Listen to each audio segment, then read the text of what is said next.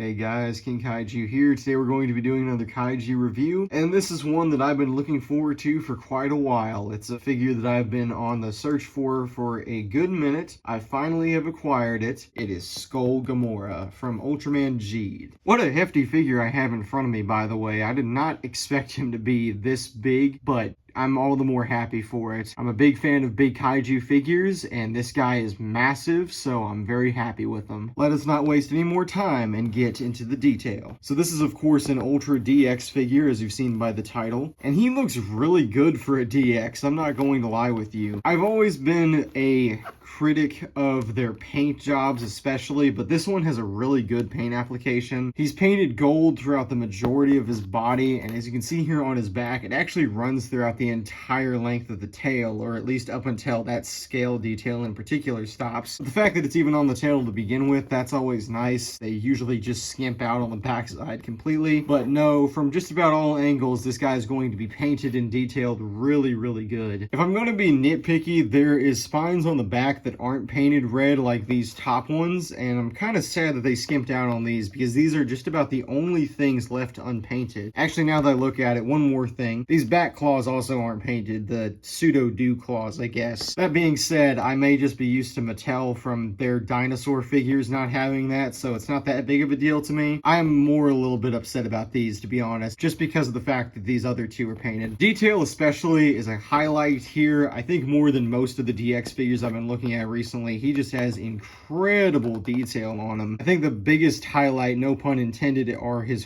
horns. They look really good, and he looks very much like he does in the show, so I'm very happy with that. Now, these figures usually do not have very good articulation, but I'm happy to report that Skull Gomora actually has more than just 4 points. It's only by 1, he has 5, but still, as per usual, the arms can move. They can go 360 degrees. His legs can kick as well. This is usually where most of these DX figures stop at, but he also has head articulation, which again, this is not usually something you see for DX figures. There is actually a scene where his tail should be able to move, but you want to know what? I'm glad that they even gave us some head articulation. That's more than I expected. And while 6, yeah, would have been nice, I'll take what I can get. 5 is really good. As for sizing, I have a few figures to compare him next to. To give you a good idea of just how big he is, here is the average Gomora. And keep in mind, this is a 6-inch figure right here, so Skull Gomora being this tall over him, it almost makes this Gomora kind of look like a Spark doll. Those figures are usually about 4 to 5 inches tall, but no, Gomora here is actually about 6, so if I had to say, I would say Skull Gomora is like 7.5, maybe 8 inches tall. And kind of like Zegan from the last review, he's also a very wide figure, so he's going to have a lot of presence on your shelf. Very good job on Bandai, especially whenever it comes to the proportioning here. I have another DX figure alongside me today, and it's also another combination monster. I'm not sure if you could tell just based on looking at him, but Skull Gomora here is a combination between Red King and Gomora, of course. So here is Thunder Killer, which is a combination between King Joe and Ella King. I've already done a review on this guy before if you want to check it out, but as you can see here, this again is about 6.5 inches tall for a figure. He's a lot wider as well, like I said before. He just looks a lot bulkier, and it makes him look all the more imposing. Now, I'm going to compare him next to the last Gomora that I reviewed. I've reviewed quite a few of them by now, but this is the last one I had to look at. It's Earth Gomora, which is also a DX figure, actually, and they look fantastic together. I still think Earth Gomora is just the overall better figure, mainly because the articulation on him is crazy. But that being said, they are both some of my favorite Gomora figures that I have right here. I would say Skull Gomora is